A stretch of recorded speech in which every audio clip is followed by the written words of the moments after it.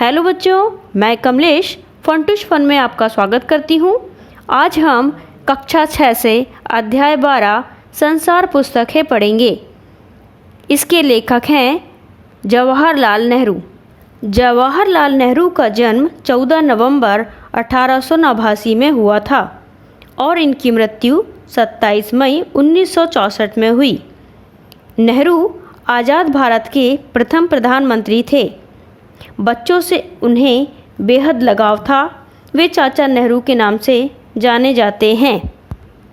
ये चिट्ठियाँ बच्चों में अपने आसपास की दुनिया के बारे में सोचने, समझने और जानने की उत्सुकता पैदा करती है। ये पत्र नेहरू जी ने अपनी बेटी इंदिरा को लिखे थे। इन पत्रों का संग्रह letter from father to his daughter नाम की पुस्तक में छपी है। संसार पुस्तक है। पाठ इसी पुस्तक से साभार लिया गया है। खास बात यह है कि नेहरू जी ने ये पत्र अंग्रेजी में लिखे थे, जिसका हिंदी में अनुवाद मुंशी प्रेमचंद द्वारा किया गया। इस पाठ में नेहरू जी का कुदरत के प्रति लगाव देखा जा सकता है। साथ ही वे इंदिरा को देश दुनिया को देखने व समझने की दृष्टि विकसित कराने का प्रयास करते देखे जा सकते हैं। ये पत्र नेहरू जी ने सन 1928 में लिखे थे। उस वक्त इंदिरा की उम्र 10 वर्ष थी।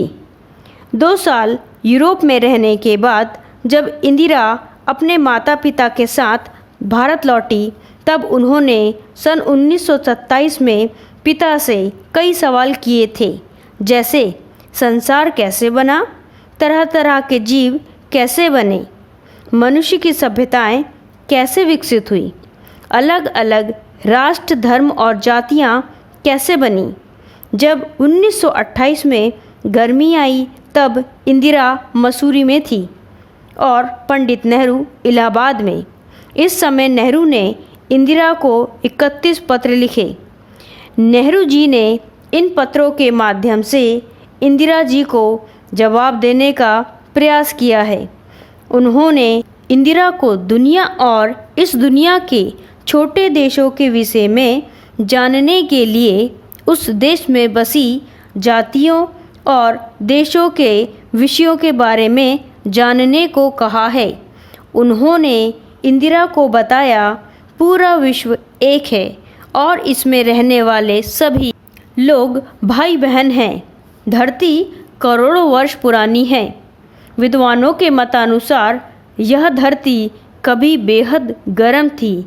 इस पर कोई सजीव नहीं रह सकता था। फिर धीरे धीरे जानवर आए और उसके बाद आदमी ने जन्म लिया। पुराने ज़माने में जब आदमी नहीं था, तब किताबें कौन लिखता। हम मनगढ़ंत बातें सोच लेते जो सच ना होती। पहाड़, समुद्र, सितारे, नदियाँ, जंगल आदि के माध्यम से भी पुरानी दुनिया का पता लग सकता है। इसके लिए संसार रूपी पुस्तक को पढ़ना होगा। कोई भी भाषा सीखने के लिए जिस प्रकार पहले उसके अक्षर सीखने पड़ते हैं, इसी प्रकार प्रकृति के अक्षर पढ़ने पड़ेंगे। कोई चिकना सा रोड़ा भी अपने बारे में बहुत कुछ बताता है कि यह गोल, चिकना और चमकीला कैसे हो गया। कोई चट्टान तोड़ने पर उसका कोना नुकीला होता है। यह पहाड़ों के दामन में पड़ा रहता है। पानी बहाकर घाटी तक ले आया, पहाड़ी नाले ने दरिया तक पहुंचाया और वह लुढ़कता रहा, जिससे उसके किनारे घिस गए और यह चिकना व चमकदार बन गया। अगर दरिया उसे और आगे ले जाता तो वह छोटा होकर बालू का एक कण बन जाता और सागर के किनारे जम जाता। छोटे बच्चे उस पर घरौंदे बनाकर खेलते। अगर छोटा सा पत्थर इतनी जानकारी दे सकता है, तो पहाड़ों और अन्य चीज़ों से हमें अनेक बातें मालूम हो सकती हैं। जवाहरलाल नेहरू। यहाँ हमारा अध्याय समाप्त होता है। आगे हम प्रश्नाभ्यास पढ़ेंगे।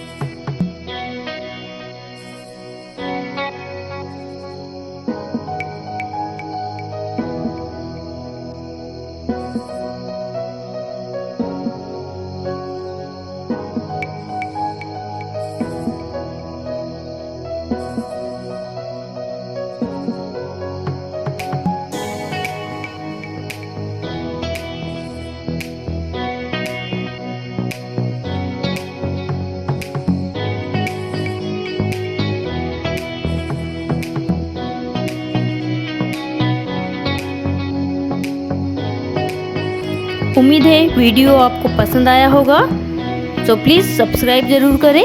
धन्यवाद।